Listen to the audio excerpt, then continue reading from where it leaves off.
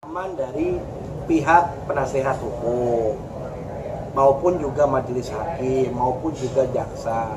Jadi saya tidak mau terlalu dalam menjelaskan terkait hal ini karena keterangan Dr. Oki itu sudah disampaikan. Nanti apakah majelis itu menganggap itu kesaksian Dr. Oki sebagai asumsi, sebagai pendapat pengetahuannya, tapi yang jelas itu sudah disampaikan oleh Dr. Oki. Tinggal nanti majelis hakim yang menilai apakah keterangan Dr. Oki bisa menjadi pertimbangan untuk suatu putusan yang ada. Berarti kemarin hanya Dr. Oki aja ya, Pak? Kemarin yang saya tahu Dr. Oki saja. Karena tadinya Dr. Samira, dokter detektif, tidak pihak pihak dari penasihat hukum keberatan karena minta dihadirkan secara langsung. Kemarin Zoom, tapi karena Zoom ditolak oleh pihak penasihat hukum sehingga akhirnya kemarin hanya Dr. Oki saja yang bersaksi. Dan kita juga setelah memberikan kesaksian, kita langsung meninggalkan ruang sidang. Saya juga tidak tahu kapan ditundanya lagi dan agenda berikutnya apa, tidak tahu. Yang jelas kita sudah memberikan keterangan di muka sidang dan dianggap cukup oleh ketiga belah pihak sehingga Dr. Oki sudah menjalankan kewajibannya sebagai warga negara. Oke? Ya. Kalau kita bicara pasal perzinahan, pasal overstep 284 itu, pelapor itu harus pasangan. Kalau LM itu punya pasangan apa tidak? Kan artinya harusnya kalau LM punya pasangan, suami dari LM atau suami dari RK. Sama dulu istri dari RK. Ya kan? Sama dulu kayak kasusnya CT dengan A. Iya kan? Tapi kan suaminya CT tidak buat laporan.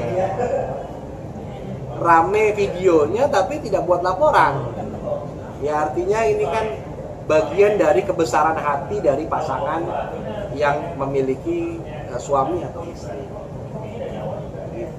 Bang, ini kan bisa dibilang kan kasus ini kan sudah lampau ya, sudah dari 4 tahun yang lalu, dan keduanya ini bisa dibilang kan sudah memiliki sama-sama memiliki pasangan juga gitu. Kalau abang melihat sendiri, ini mungkin seperti apa sih, Bang?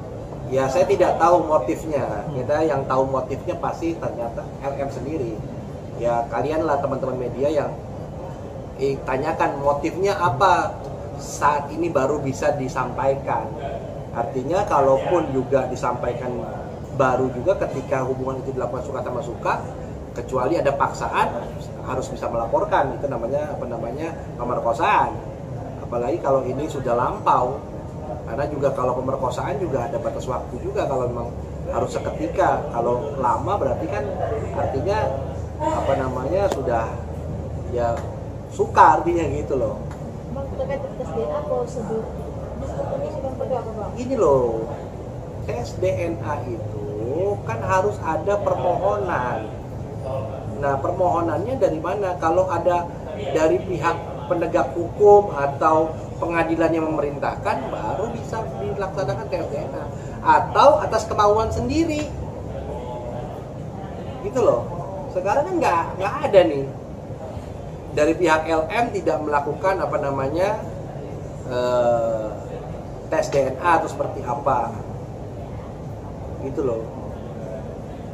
Tapi dari pihak LM sendiri malah meminta untuk pihak dari RK maju duluan untuk tes DNA, dan sebaliknya juga dari pihak RK juga begitu. Iya, makanya karena tidak ada upaya hukum sehingga main suruh-suruan. Iya kan? Main suruh-suruan, nggak ada yang upaya paksa dari kedua belah pihak sehingga tidak ada, hanya menjadi suatu berita aja. Dan saya pikir ya ini yang jadi berita dan menjadi konsumsi publik.